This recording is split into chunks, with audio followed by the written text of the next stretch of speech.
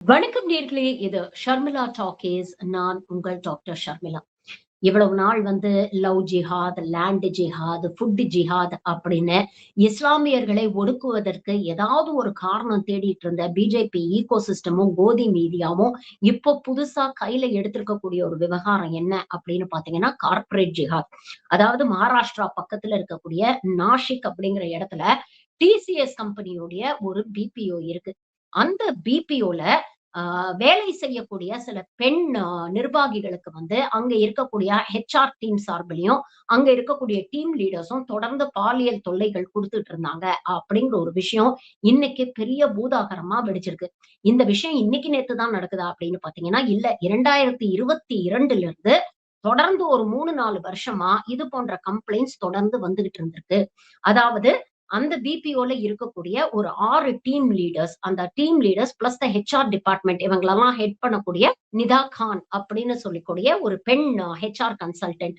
இவங்க மேலதான் கடுமையான குற்றச்சாட்டுகள் இன்னைக்கு வெளியில வந்திருக்கு. அதாவது பாத்தீங்கன்னா கடந்த 3 ஆண்டுகளாக அங்க வேலை செய்யக்கூடிய ஃபீமேல் எம்ப்ளாயீஸ்க்கு ஒரு 6 டீம் லீடர்ஸும் இந்த ஹெச்ஆர் டிபார்ட்மெண்ட்டும் சேர்ந்து தொடர்ந்து ஒரு பாலியல் தொல்லை கொடுத்துட்டு இருந்தாங்க அப்படிங்கிற ஒரு குற்றச்சாட்டு வெளியில வந்திருக்கு. இது எப்படி வெளியில வந்துச்சு அப்படின்னு பாத்தீங்கன்னா, தொடர்ந்து இது நடந்துகிட்டு இருக்கு. இப்படிப்பட்ட ஹராஸ்மெண்ட்டை நாங்க ஃபேஸ் பண்றோம் அப்படின்னு அங்க இருக்கக்கூடிய ஃபீமேல் எம்ப்ளாயீஸ் கம்பெனிலேயே இருக்கக்கூடிய ஹெச்ஆர் டிபார்ட்மெண்ட்டுக்கு போய் சொல்லி தொடர்ந்து கம்ப்ளைண்ட்ஸ் கொடுத்திருக்கிறாங்க. ஆனா அந்த HR department head Nida Khan எந்த விதமான ஒரு நடவடிக்கையும் எடுக்கல. இத இன்னும் அவங்களுடைய மேல் அதிகாரிகளுக்கு எஸ்கலேட் பண்ணி இதுல கடுமையான நடவடிக்கை அவங்க நியாயமா பார்த்தா எடுத்திருக்கணும். ஒரு கார்ப்பரேட் செட்டப் அப்படின்னா இன்டர்னல் கம்ப்ளைண்ட்ஸ் கமிட்டின்னு ஒண்ணு இருக்கும். பிரிவென்ஷன் ஆஃப் செக்ஷுவல் ஹராஸ்மெண்ட்ங்கிறதுக்காக பாஷ் கமிட்டி அப்படின்னு ஒரு கமிட்டி தனியா அமைச்சிருப்பாங்க. இந்த கமிட்டியுடைய வேலையே என்னன்னா, வேலை செய்யக்கூடிய இடத்துல இந்த மாதிரி செக்ஷுவல் ஹராஸ்மெண்ட் நடந்ததுன்னா அப்படிப்பட்ட விஷயங்களை உடனே விசாரிச்சு சம்பந்தப்பட்டவங்க மீது நடவடிக்கை எடுத்து இந்த பிரச்சனைகளை சால்வ் பண்றதுக்கு தான் இந்த கமிட்டின்னு ஒண்ணு இருக்கு. அப்படிப்பட்ட ஒரு கமிட்டி இந்த டிசிஎஸ் பிரான்ச்ல இருந்ததா?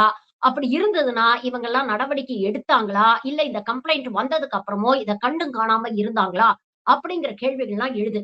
ஆனா கிட்டத்தட்ட 3 வருஷமா எந்த ஒரு ரெஸ்பான்ஸும் கிடைக்கல அப்படின்னோன கடைசியில ஒரு பெண் நிர்வாகி அங்க இருந்து ரொம்ப பொறுமை இழந்து நேரா போலீஸ் ஸ்டேஷன்ல போய் கம்ப்ளைண்ட் கொடுத்திருக்காங்க. சரி, போலீஸ் ஸ்டேஷன்ல போய் இவங்க கம்ப்ளைண்ட் கொடுத்தாங்கன்னா உடனே போலீஸ் என்ன பண்ணிருக்கோம் அப்படின்னு நாம சாதாரணமா எதிர்பார்ப்போம். சம்பந்தப்பட்ட அந்த கம்பெனிக்கு போய் யார் மேல கம்ப்ளைண்ட் கொடுத்திருக்கிறாங்களோ அந்த கம்ப்ளைண்ட பத்தி சம்பந்தப்பட்ட நபரை விசாரிச்சு இந்த மாதிரி இவங்க இந்த சம்பந்தப்பட்ட நபர் மீது கம்ப்ளைண்ட் கொடுத்திருக்கிறாங்களே, மேல் அதிகாரிகள் கிட்ட இந்த கம்ப்ளைண்ட் போச்சா? அப்படி வந்த கம்ப்ளைண்ட் மீது மேல் அதிகாரிகள் நடவடிக்கை எடுத்தாங்களா? இல்ல அலட்சியமா இருந்தாங்களா? அந்த எம்ப்ளாயியை ப்ரொடெக்ட் பண்ண முயற்சி பண்றாங்களா? அப்படிங்கறத நேரடியா விசாரணை பண்றது தானே நடைமுறையில இருக்கக்கூடிய விஷயம். ஆனா இங்கதான் சந்தேகப்படுற மாதிரி புதுசா ஒரு கதை வருது. அதாவது இப்படிப்பட்ட ஒரு விஷயங்கள் தொடர்ந்து நடக்குது அப்படின்னு ஏதோ ஒரு பெண் கம்ப்ளைண்ட் பண்ணதாகவும், இது மூலமாக இங்கே இதுல சம்பந்தப்பட்டவர்கள் பெரும்பாலானவர்கள், எல்லாரும் கிடையாது, பெரும்பாலானவர்கள் இஸ்லாமியர்கள் அப்படிங்கிறதுனால இவங்க தொடர்ந்து இந்த மாதிரி பெண்களை செக்ஷுவலா ஹராஸ் பண்ணி அவங்கள மதம் மாற்ற முயற்சி பண்றாங்க அப்படிங்கிற சந்தேகம் எங்களுக்கு எழுந்ததாகவும், நாங்க கோவர்ட்டா ஒரு ஸ்டிங் ஆபரேஷன் நடத்தினோம். அதாவது 4 பெண் போலீஸை அங்க ஹவுஸ் கீப்பிங் ஸ்டாஃபாக 40 நாள் கிட்டத்தட்ட அண்டர் கவர்ல போய் அந்த கம்பெனில அவங்க வேலை செஞ்சிருக்காங்க.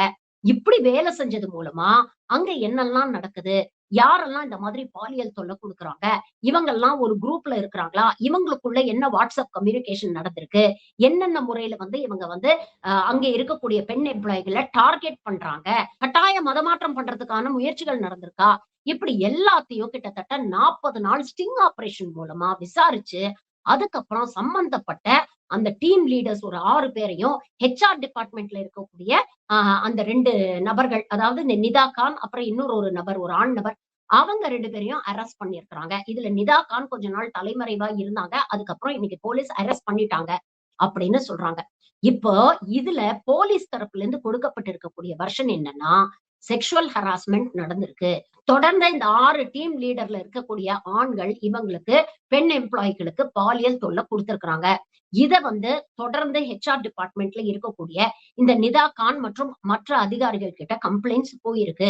ஆனா இந்த கம்ப்ளைண்ட்ட அவங்க சீரியஸா எடுத்துக்காம அதுல எந்த நடவடிக்கையும் எடுக்காம விட்டுருக்காங்க. மாறாக கம்ப்ளைண்ட் கொடுத்த பெண்கள்ட்டயே இதெல்லாம் கார்ப்பரேட் உலகத்துல சகஜமா. இதெல்லாம் கடந்து போங்க. இதெல்லாம் ஒரு பெரிய இஷ்யூ ஆக்காதீங்க. நாளைக்கு இத பெரிய இஷ்யூ ஆக்குனீங்கன்னா, உங்க வேலைக்கே பிரச்சனை வந்துரும். அதனால கடந்து போங்க. அப்படின்னு சொல்லி அவங்க கிட்டயும் அட்வைஸ் பண்ணியிருக்கிறதாக இந்த விசாரணையில தெரிய வந்திருக்கு. இவ்வளவுதான் தெரிய வந்திருக்கே தவிர, கட்டாய மதமாற்றம் செய்யறதுக்கு முயற்சி பண்ணாங்க அப்படின்னு எந்தவித போலீஸ் அறிக்கையிலயோ, இல்ல எஃப்ஐஆர்லயோ பதிவு செய்யப்படல அப்படிங்கிறது தான் உண்மை. ஆனா நம்ம சங்கி கூட்டத்துக்கும், கோதி மீடியாவுக்கும் ஒரு சின்ன விஷயம் கிடைச்சா போதும். ஈர பேனாக்கி, பேன பெருமாளாக்குற விஷயத்த ரொம்ப சிறப்பா பண்ணுவாங்க. அதத்தான் கடந்த 1 வாரமாக இந்த சங்கி ஈகோசிஸ்டம் இந்த மீடியாவ கைக்குள்ள போட்டுக்கிட்டு பண்ணிட்டு இருக்கு. அதாவது கார்ப்பரேட் ஜிஹாத் நடக்குது. டிசிஎஸ் ஓட இந்த நாஷிக் பிபிஓல பாருங்க. இஸ்லாமியர்கள் எல்லாரும் சேர்ந்து அங்கே வேலை செய்யக்கூடிய ஹிந்து பெண்களுக்கு பாலியல் தொல்லை குடுத்து, அவங்கள உருட்டி, மிரட்டி, கட்டாய மதமாற்றம் செய்ய முயற்சி பண்ணியிருக்கிறாங்க. இப்படிப்பட்ட கார்ப்பரேட் ஜிஹாதுல இது போன்ற இஸ்லாமியர்கள் ஈடுபடுறாங்க. ஹிந்துக்களுக்கு எங்கேயுமே பாதுகாப்பு இல்ல. எங்கேயுமே அவங்களுக்கான சுதந்திரம் இல்ல. அப்படிங்கிற ஒரு விஷயத்த, ஒரு விஷத்த தொடர்ந்து பரப்ப ஆரம்பிச்சிருக்கிறாங்க. இதன் விளைவு இந்த சங்கி கூட்டத்துக்கு அல்லக்கை வேலை செய்யக்கூடிய பிரிஞ்ச் அமைப்புகள் எல்லாம் சேர்ந்து இன்னைக்கு டிசிஎஸ் நாஷிக் வாசல்ல போய் மிகப்பெரிய ஒரு போராட்டத்துல ஈடுபட்டிருக்கிறாங்க. அங்க இருக்கக்கூடிய இஸ்லாமிய எம்ப்ளாயிஸ் எல்லாம் உடனே நீங்க வந்து வேலையை விட்டு தூக்கணும் அப்படிங்கிற ஒரு முயற்சியில ஈடுபட்டிருக்கிறாங்க. அந்த கார்ப்பரேட் கம்பெனிக்கு அழுத்தம் கொடுக்க ஆரம்பிச்சிருக்கிறாங்க. அந்த கார்ப்பரேட் கம்பெனியுடைய சிஇஓ சந்திரசேகர் என்ன சொல்லியிருக்கிறார்னா, இதெல்லாம் சீரியஸ் அலிகேஷன்ஸா இருக்கு. இத கண்டிப்பா தீர விசாரிச்சு சம்பந்தப்பட்டவங்க மீது நாங்க நடவடிக்கை எடுப்போம். ஆனா தேவையில்லாத வதந்திகளை பரப்பாதீங்க அப்படின்னு அவர் ஒரு அறிக்கை வெளியிட்டிருக்கிறாரு. இதற்கிடையில் சோசியல் மீடியால பாத்தீங்கன்னா, இந்த சங் பரிவார் கும்பல் தெரிஞ்சே ஒரு டூல் கிட்ட கையில எடுத்து நெறைய பதிவுகள், அதாவது அங்கே வேலை செய்யக்கூடிய ஒரு பெண் நிர்வாகி எனக்கு தெரியும். அவங்களுக்கு ஏற்பட்ட அந்த துயரமான சம்பவத்தை என்னோட பகிர்ந்துகிட்டாங்க. அத நான் இங்க பகிர்ந்துக்கிறேன் அப்படின்னு ஏகப்பட்ட பேர் இஷ்டத்துக்கு கதைய கட்டி விட்டுறாங்க. இத தெரிஞ்சே ஒரு டூல் கிட்டா பயன்படுத்தி சோசியல் மீடியால இது போன்ற கட்டுக்கதைகளை பரவ விடுறாங்க. இது மூலமாக இவங்கள் சாதிக்க நினைக்கிறது ஒரே ஒரு விஷயம் தான். இஸ்லாமிய சகோதர சகோதரிகளுக்கு எதிராக ஒரு வெறுப்பை விதைக்கணும். அந்த வெறுப்ப அரசியல் அறுவடை பண்ணணும். இதுதான் இன்னைக்கு மகாராஷ்டிரால பத்தி எரிஞ்சுகிட்டு இருக்கு. இதுல நம்ம 2, 3 விஷயங்கள் பேச வேண்டியிருக்கு. பாலியல் தொல்லை குடுத்திருக்கிறாங்களா? ஆமா குடுத்திருக்கிறாங்க. இத அந்த சம்பந்தப்பட்ட பெண்களே இன்னைக்கு கிட்டத்தட்ட 8 பெண்கள் போலீஸ் ஸ்டேஷன்ல வந்து கம்ப்ளைண்ட் குடுத்திருக்கிறாங்க. எஃப்ஐஆர் பதிவு செய்யப்பட்டிருக்கிறது. பாலியல் தொல்லை கொடுக்கப்பட்டிருக்கான்னா, ஆமா கொடுக்கப்பட்டிருக்குது. தங்களுடைய பவர், தங்களுடைய ஹியரார்கி, தங்களுடைய பொசிஷன அப்யூஸ் பண்ணியிருக்காங்களா அப்படின்னு கேட்டீங்கன்னா, அப்யூஸ் பண்ணியிருக்கிறாங்க. இதற்கு அவர்கள் மீது நடவடிக்கை எடுக்கப்பட வேண்டும் அப்படின்னா, கண்டிப்பா எடுக்கப்பட வேண்டும். இத எப்படி இவ்ளோ வருஷம் இந்த கம்பெனில இருக்கக்கூடிய இன்டர்னல் கம்ப்ளைண்ட் கமிட்டியும், பாஷ் கமிட்டியும் கடந்து வந்துச்சு, நடவடிக்கை எடுக்காம அப்படிங்கிறது ஒரு மிகப்பெரிய கேள்வி. அப்படிப்பட்ட கமிட்டில இஸ்லாமியர்கள் மட்டும் தான் இருந்திருப்பாங்களா? இந்துக்களும் இருந்திருப்பாங்க. ஏன் இவங்கெல்லாம் இவ்வளவு நாள் பேசாம வாய மூடிக்கிட்டு இருந்தாங்க? அப்படிங்கிற கேள்விய நாம கேட்கணும். அலட்சியமா இருந்த அதிகாரிகள் மீது நடவடிக்கை எடுக்கணும். பாலியல் தொல்லை கொடுத்தவங்க மீது நடவடிக்கை எடுக்கணும். இதுல எந்த மாற்று கருத்துமே கிடையாது. அவங்களுக்கு ஆதரவாகவோ, அவங்க செஞ்சத ஜஸ்டிஃபை பண்ணியோ இங்க நான் பேச வரல. ஆனா அத தாண்டி இங்க என்ன விஷ பிரச்சாரம் நடக்குது அப்படின்னு பாத்தீங்கன்னா, யாரோ தனிநபர்கள் 4 பேர் செஞ்ச குற்றத்துக்காக ஒரு ஒட்டுமொத்த சமூகத்தையும் காழ்ப்புணர்ச்சியோட களங்கப்படுத்தக்கூடிய ஒரு முயற்சி நடந்துகிட்டு இருக்கு. இவ்வளவு நாள் என்ன பண்ணிட்டு இருந்தாங்க? ஏழை எளிய இஸ்லாமியர்கள தாக்கிட்டு இருந்தாங்க. எங்கேயோ ரோட்டோரமா கறிக்கடை வச்சிருக்கிற பாய போய் அட்டாக் பண்ணிட்டு இருந்தாங்க. ஆனா இப்ப தெரிஞ்சே நல்ல படிச்ச வேலையில இருக்கக்கூடிய இஸ்லாமியர்கள டார்கெட் பண்ணிட்டு இருக்காங்க. இது ஒண்ணும் புதுசு இல்ல. கொஞ்ச நாள் முன்னால இந்தியாவுடைய நேஷனல் கேபிட்டல் டெல்லியில கார்ல ஒரு வெடிகுண்டு வெடிச்சது உங்களுக்கு ஞாபகம் இருக்கா? அது சம்பந்தமாக 4, 5 இஸ்லாமிய டாக்டர்கள டார்கெட் பண்ணி அரெஸ்ட் பண்ணாங்க. அந்த சம்பவத்துக்கு இவங்கல்லாம் தான் காரணம். இவங்கல்லாம் தான் ஒத்துழைச்சிருக்காங்க அப்படின்னு கிட்டத்தட்ட 1 வாரம் 10 நாள் எல்லா மீடியாவும், எல்லா டெலிவிஷன் சேனல்ஸும், எல்லா பத்திரிகைகளும் அவங்க போட்டோவ போட்டு அவங்கள அசிங்கப்படுத்துனாங்க, அவமானப்படுத்துனாங்க. இல்லாத பொல்லாத கதைகள்லாம் பேசுனாங்க. கடைசியில என்னாச்சு? ஒரு 10 நாளைக்கு அப்புறம் அவங்களுக்கும் இதுக்கும் எந்தவித சம்பந்தமும் இல்ல அப்படின்னு சொல்லி அரசாங்க தரப்புல இருந்தே சொன்னாங்க. But the damage was already done இல்லையா? எல்லா பத்திரிகைகள்லயும், எல்லா சேனல்கள்லயும் அவங்க முகத்த காட்டி, அவங்கள அசிங்கப்படுத்தி, அவமானப்படுத்தி, அவங்க எதிர்காலத்தையே ஒட்டுமொத்தமா குழி தோண்டி புதைச்சத தாண்டி இவங்க என்ன சாதிச்சாங்க? இன்னைக்கு அதே மாதிரிதான் கார்ப்பரேட் வேர்ல்ட்ல இருக்கக்கூடிய இஸ்லாமியர்களை டார்கெட் பண்றாங்க, கார்ப்பரேட் ஜிஹாத் அப்படிங்கிற பேர்ல. நீங்க யோசிச்சு பாருங்க, ஒரு சிறுபான்மை சமூகத்தை சேர்ந்த எத்தனை பேர் இன்னைக்கு பல கஷ்டங்களை தாண்டி, பல இன்னல்களை தாண்டி இன்னைக்கு வெளியில வந்து கஷ்டப்பட்டு படிச்சு முன்னேறி நல்ல நல்ல வேலைகள்ல வந்து உட்கார்றாங்க. இப்படி யாரோ ஒரு தனிநபர் செஞ்ச ஒரு விஷயத்துக்காக ஒட்டுமொத்த சமூகத்தையும் களங்கப்படுத்தி இவங்கெல்லாம் இப்படித்தான் அப்படிங்கிற ஒரு பொது புத்தியை நீங்க கட்டமைக்க முயற்சி பண்றீங்களே, நாளைக்கு ஒரு கார்ப்பரேட்ல நடக்கக்கூடிய ஒரு இன்டர்வியூக்கு ஒரு இந்து சகோதரனும் ஒரு இஸ்லாமிய சகோதரனும் போறாங்கன்னு வச்சுக்கோங்களேன். இந்த இந்து சகோதரரை விட இஸ்லாமிய சகோதரர்கள் நல்லா படிச்சிருக்கிறாரு, அவருக்கு நல்ல எக்ஸ்பீரியன்ஸ் இருக்கு, இவரை விட அவர் திறமசாலியா இருக்காரு. இப்படி எல்லாமும் இருந்தும் இது போன்ற பொது புத்தி காரணமாக அவர்களுக்கு அந்த வாய்ப்பு மறுக்கப்படும் இல்லையா? அவர் செய்யாத ஒரு குற்றத்துக்காக அவர் இந்த மாதிரி பிராண்ட் பண்றது அப்படிங்கிறது எந்த விதத்துல நியாயம்? இன்னைக்கு இது சமூகத்துல நடந்துகிட்டு இருக்குங்க. இப்படி தொடர்ந்து எந்தவித அடிப்படை ஆதாரமும் இல்லாம ஒரு ஒட்டுமொத்த சமூகத்து மேல விஷத்தை விதைச்சுதான் மகாராஷ்டிரால ஓடுற ட்ரெயின்ல ஒரு ரயில்வே ப்ரொடெக்ஷன் ஆபீசர் ஒருத்தர் கன் எடுத்து 4 இஸ்லாமியர்களை சுட்டு தள்ளார். கேட்டா நீங்க எல்லாம் தொப்பி போட்டிருக்கீங்க, குல்லா போட்டிருக்கீங்க, நீங்க எல்லாம் தீவிரவாதிகள், தாடி வச்சிருக்கீங்க, நீங்க தீவிரவாதிகள், எங்களுக்கு தெரியாதா? தினம் தினம் தான் கோதி மீடியா சேனல்ல உங்களெல்லாம் தீவிரவாதிகள்னு சொல்லிட்டு இருக்காங்களே அப்படின்னு பேசினார். கொஞ்ச நாள் முன்னால சுஷாந்த் சிங் ராஜ்புட் அப்படிங்கிற ஒரு ஹிந்தி நடிகர் தற்கொலை பண்ணிக்கிட்டாரு. உங்களுக்கு எல்லாம் ஞாபகம் இருக்கும். அந்த நடிகருடைய கேர்ள் ஃபிரெண்டான ரியா சக்கரவர்த்தி அவர்களை இந்த கோதி மீடியாவும் பிஜேபி சங் பரிவார் கூட்டமும் சேர்ந்து என்ன பாடுபடுத்துச்சு. ஹரியானால தேர்தல் வருது, அந்த தேர்தலை எப்படியாவது ஜெயிக்கணும் அப்படிங்கிறதுக்காக அந்த அப்பாவி பொண்ணு மேல ட்ரக்ஸ் விக்கிறாங்க, ட்ரக் கார்டல் ஒண்ணு நடத்துறாங்க. ஒட்டுமொத்த பாலிவுட் இண்டஸ்ட்ரிக்கே இந்த அம்மா தான் ட்ரக் சப்ளையர், இந்த அம்மாவுக்கும் தாவூத் இப்ராஹிமுக்கும் பயங்கர கனெக்ஷன் இருக்கு, அப்படி இப்படி எவ்வளவு கட்டுக்கதைகள். கடைசியில 2 மாசம் முன்னால அவங்களுக்கும் இதுக்கும் எந்த சம்பந்தமும் இல்ல, அவங்க நிரபராதி, அந்த நடிகர் தற்கொலை தான் பண்ணிக்கிட்டாரு, மன அழுத்தம் காரணமா தற்கொலை பண்ணிக்கிட்டாரு அப்படின்னு தீர்ப்பு வருது. ஆனா அந்த பெண்ணுடைய பேர் திரும்ப வருமா? அந்த பெண் தொலைச்ச அவங்களுடைய வாழ்க்கை, அவங்களுடைய கரியர் திரும்ப வருமா? இன்னைக்கே சிஸ்டமேட்டிக்கா ஏழை எளிய முஸ்லிம்ஸ ஒரு பக்கத்துல ஒடுக்குறாங்கன்னா, படிச்சு இன்னைக்கு சமூகத்துல இருக்கக்கூடிய முஸ்லிம்ஸையும் இப்படிதான் இவங்க டார்கெட் பண்ணிட்டு இருக்காங்க. 5 மாநிலத்தில இப்ப தேர்தல் நடக்குதுல்ல, சட்டமன்ற தேர்தல் நடக்குதுல்ல. ஏதாவது ஒரு மாநிலத்துல பாஜக சார்புல ஒரு இஸ்லாமிய கேண்டிடேட் போட்டியிடுறாரு அப்படிங்கறத காமிங்களேன் பாப்போம். கடந்த சட்டமன்ற தேர்தல் யூபில நடந்த சட்டமன்ற தேர்தலும் சரி, நாடாளுமன்ற சட்டமன்ற தேர்தலையும் சரி, எத்தனை முஸ்லிம் கேண்டிடேட்ஸ ஃபீல் பண்ணாங்க பிஜேபி?